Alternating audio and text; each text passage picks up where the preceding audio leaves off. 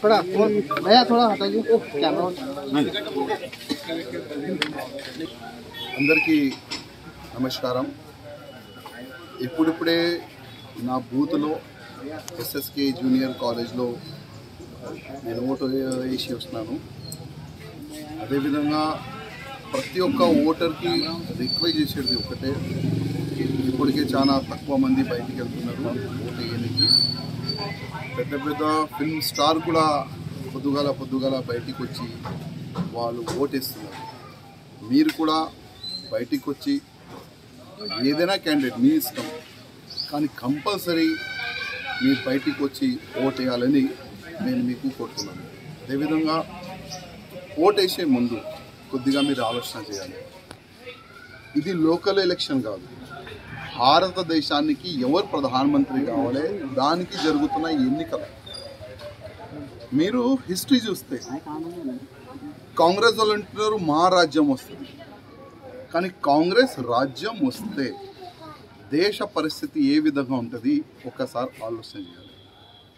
అదే కాంగ్రెస్ రాజ్యంలో 12 లక్షల కోట్ల రూపాయలు వాళ్ళు అవినీతి చేయలేదా, కుంభగణం చేయలేదా? ఒక్కసారి మీరు ఆలోచన చేయాలి।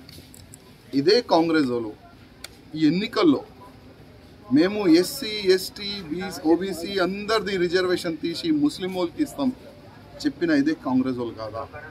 ఒక్కసారి ఆలోచన చేయాలి। ఒకవైపు మీ ముందు కాంగ్రెస్ ఉంది, ఇంకోవైపు భారతీయ జనతా పార్టీ ఉంది, ప్రధానమంత్రి మోదీ గారు ఉన్నారు।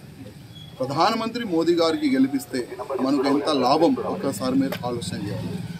ఇవాళ నేను కాదు, యావత్ ప్రపంచం అంటుంది, యావత్ భారతదేశం ప్రజలు అంటున్నారు, జో రామ్ కో లాయా హై హమ్ ఉన్కో లాయేంగే। ఇట్లాంటి ఒక మంచి స్లోగన్తో బయటికి వెళ్తున్నారు, ఓట్లు వేస్తున్నారు। మన తెలంగాణ ప్రజలు కూడా నేను రిక్వెస్ట్ చేస్తున్నా, ప్రత్యేకంగా హైదరాబాద్ పార్లమెంట్ ప్రజలకి నేను రిక్వెస్ట్ చేస్తున్నా, మీరు బయటికి రావాలి, ఓటేయాలి। ఓవైసీని ఓడిపియాలంటే ఎట్టి పరిస్థితుల్లో 40% ఉన్న హిందువులు బయటికి రావాలి, ఓవైసీ అగ్నిష్గా ఓటేయాలని నేను కోరుతున్నాను। అదేవిధంగా ముస్లిం వాళ్ళకి ప్రత్యేకంగా ఒక రిక్వెస్ట్, ట్రిపుల్ తలాక్ పైన బిల్ తీసుకొని వచ్చిన మోదీ గారే, మీ అక్క చెల్లెల పరువు కాపాడిన మోదీ గారే।